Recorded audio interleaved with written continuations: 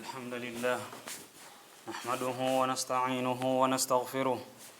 ونعوذ بالله من شرور أنفسنا ومن سيئات أعمالنا. من يهده الله فلا مضل له ومن يضلل فلا هادي له. وأشهد أن لا إله إلا الله وحده لا شريك له وأشهد أن محمدًا عبده ورسوله. يا أيها الذين آمنوا اتقوا الله حق تقاته ولا تموتن إلا وأنتم مسلمون. يا أيها الناس اتقوا ربكم الذي خلقكم من نفس واحدة وخلق منها زوجها وبث منهما رجالا كثيرا ونساء واتقوا الله الذي تساءلون به والأرحام إن الله كان عليكم رقيبا. يا أيها الذين آمنوا اتقوا الله وقولوا قولا سديدا يصلح لكم أعمالكم ويغفر لكم ذنوبكم ومن يطع الله ورسوله فقد فاز فوزا عظيما. أما بعد فإن أصدق الحديث كتاب الله وخير الهدي هدي محمد صلى الله عليه وعلى آله وصحبه وسلم وشر الأمور المحدثاتها وكل محدثة بدعة وكل بدعة ضلالة وكل ضلالة في النار. يا أيها الناس عباد الله عباد الله، يقول الله تبارك وتعالى بعد أعوذ بالله من الشيطان الرجيم بسم الله الرحمن الرحيم قاف والقرآن المجيد بل عجبوا أن جاءهم منذر منهم فقال الكافرون هذا شيء عجيب أإذا متنا وكنا ترابا ذلك رجع بعيد قد علمنا ما تنقص الأرض منهم وعندنا كتاب حفيظ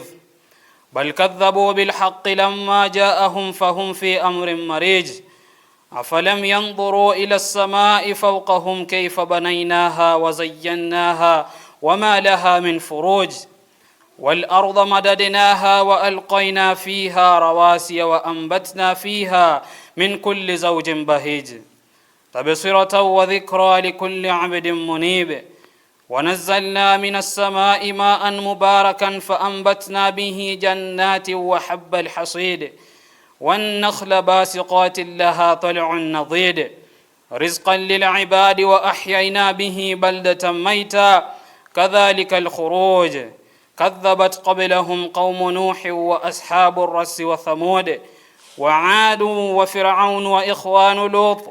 وأصحاب الأيكة وقوم تبع كل كذب الرسل فحق وعيد أفعينا بالخلق الأول بل هم في لبس من خلق جديد ولقد خلقنا الإنسان ونعلم ما توسوس به نفسه ونحن أقرب إليه من حبل الوريد إذ يتلقى المتلقيان عن اليمين وعن الشمال قعيد ما يلفظ من قول إلا لديه رقيب عتيد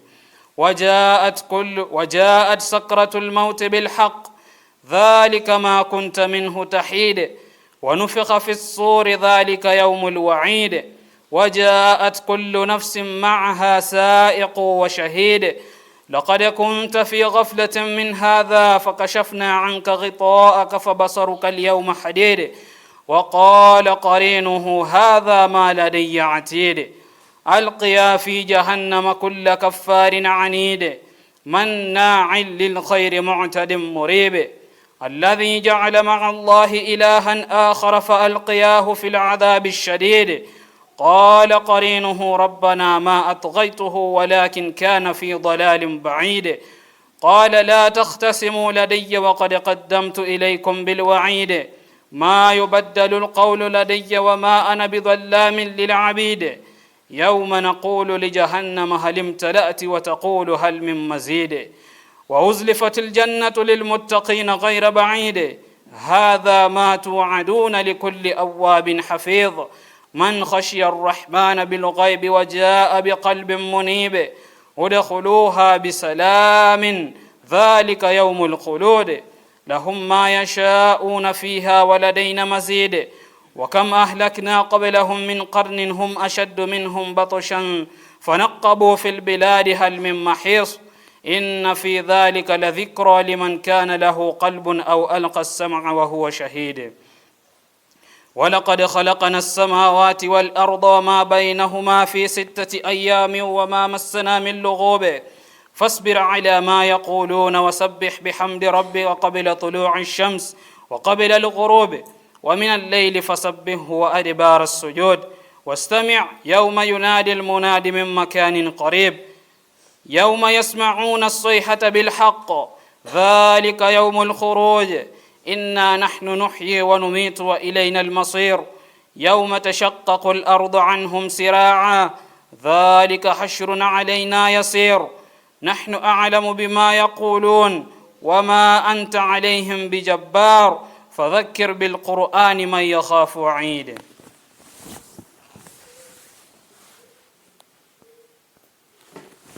الحمد لله رب العالمين والصلاة والسلام على نبينا محمد وعلى آله وصحبه ومن ولا ومن تبعهم بالإحسان إلى يوم الدين. أما بعد، عباد الله، فقد سئل أحد من شيوخنا عن هذا الأمر الذي كان النبي صلى الله عليه وسلم يفعل أو يخطب في خطبته مرة ومرة. Waja wa Allah subhanahu wa ta'ala waliulizwa baadhi ya mashekhe wetu wabora, Allah awarehemu waliofariki na wahifadhi walio hai, wakaulizwa hal thabata ani nabii sallallahu alayhi wasallam annahu kana yaqra'u surata Qaf fi kulli jum'atin, je, ilidhibiti kwenye hadithi za mtume sallallahu alayhi wasallam kuwa yeye mtume wa Allah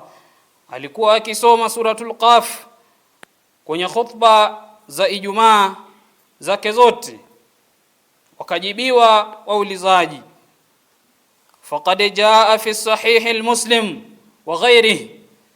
hakika imekuja hadithi kutoka kwenye sahihul Muslim na vitabu vinginevyo vya hadithi za mtume Muhammad sallallahu alayhi wasallam, an binti al-Harith bin an-Nu'man qalat, imepokelewa kutoka kwa bintul Harith. Al-Harith ambaye ni kijana wa Nu'man amesema kuwa ma hafidhtu Qaf wal Qur'an al-Majid, sikuhifadhi suratul Qaf wal Qur'an al-Majid illa min fi rasulillahi sallallahu alayhi wasallam, isipokuwa kutoka kwa mtume Muhammad sallallahu alayhi wasallam, yakhtubu biha kulla jum'atin, alikuwa mtume wa Allah sallallahu alayhi wasallam akikhutubu kwa kuisoma suratul Qaf kama tulivyoisoma hapo awali. Qalat, na akasema mbele ya hadith, wa kana tanurana wa tanuru rasulillahi sallallahu alayhi wasallam wahidan, na lilikuwa tanuri letu sisi maswahaba wa mtume Muhammad sallallahu alayhi wasallam na tanuri la mtume Muhammad sallallahu alayhi wasallam ni moja. وقد أخذ أهل العلم من هذا الحديث استحباب قراءة سورة القاف, na hakika wamechukulia rai wanawachuoni wa hadithi mapendekezo ya kuisoma suratul Qaf au baadhiha au baadhi yake kulla jum'atin iqtidaan bin nabii sallallahu alayhi wasallam, katika kila khutba za Ijumaa kwa kumuiga mtume Muhammad sallallahu alayhi wasallam.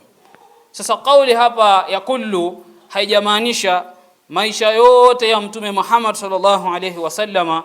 alikuwa akisoma suratul Qaf, bali maana yake ni kuwa mtume Muhammad sallallahu alayhi wasallam alikuwa akiisoma sana suratul Qaf kwenye khutba zake waja wa Allah subhanahu wa ta'ala. وقال النووي في شرح صحيح المسلم, na ametoa fatwa al-Imam an-Nawawi sahibu 40 an-Nawawiyya war-Riyad as-Salihin, mtunzi wa kitabu cha 40 an-Nawawiyya na Riyad as-Salihin, aliposherehesha hadithi hii kwenye sahihi al-Muslim, Qala lisema, qala alulama, wamesema wanawachuoni, sababu ikhtiyari Qaf, sababu ya kuteuliwa suratul Qaf kusomwa kwenye khutba nyingi za Jumaa, annaha mushtamilatun ala alba'th walmaut walmawa'idh ash-shadida wazawajir al-akida, ni kuwa suratul Qaf ni miongoni mwa sura ambazo imekusanya ndani yake mawaidha yanayohusu mauti, kufufuliwa, na mawaidha makali ya Allah subhanahu wa ta'ala kwa waja wake, wazawajiril akida, na makemeo makali mno ya Allah subhanahu wa ta'ala kwa waja wake. Wa fihi dalilun lilqira'ati fil khutbati kama sabaq, na ndani ya hadithi hii ya Mtume Muhammad sallallahu alayhi wasallama kumetolewa dalili inayojuzisha kuisoma suratul Qaf kama tulivyoisoma bila kutoa tarjama, namna alivyokuwa akifanya mtume wetu sallallahu alayhi wasallam, kama sabaq, kama ilivyotangulia. Wa fihi istihbabu qira'ati Qaf, na ndani ya hiyo hadithi kuna mapendekezo ya wanawachuoni yanayojuzisha kuisoma suratul Qaf yote au baadhiha fi kulli khutbatin, au sehemu ndogo kabisa ya suratul Qaf kwenye khutba za Ijumaa. Vile vile al-Imamu Abu Daud as-Sijistani rahmatullahi alayhi fi Auni al-Ma'bud, kwenye kitabu chake kinaitwa Al-Auni al-Ma'bud, anasema kuwa yakhutubu biha kulla jum'atin, alikhutubia kwa sura hii suratul Qaf Mtume Muhammad sallallahu alayhi wasallam kila khutba zake Mtume wa Allah sallallahu alayhi wasallam. Qala at-Tayyibi, alisema mwanachuoni mmoja anaitwa at-Tayyibi, innal murada awwal as-surah, hakika makusudio ya kuisoma suratul Qaf kwenye khutba za Ijumaa imekusudiwa kuwa inasomwa ni zile aya za mwanzo za suratul Qaf, la jami'aha, sio yote, li'annahu alayhi salatu wassalam lam yaqra'u jami'aha fi al-khutbah, kwa sababu mtume wa Allah sallallahu alayhi wasallam ziwe juu yake hakuisoma suratul Qaf yote kwenye khutba zake. Waja Allah subhanahu wa ta'ala, kauli za wanawachuoni kuhusu usomaji wa suratul Qaf kwenye khutba ni kauli mbili. Wapo wanawachuoni wanaojuzisha kuisoma suratul Qaf yote kwenye khutba za Ijumaa, na wapo baadhi yao wanaojuzisha kuisoma, au wanasema kuwa inafaa kuisoma suratul Qaf baadhi yake kwenye khutba za Ijumaa.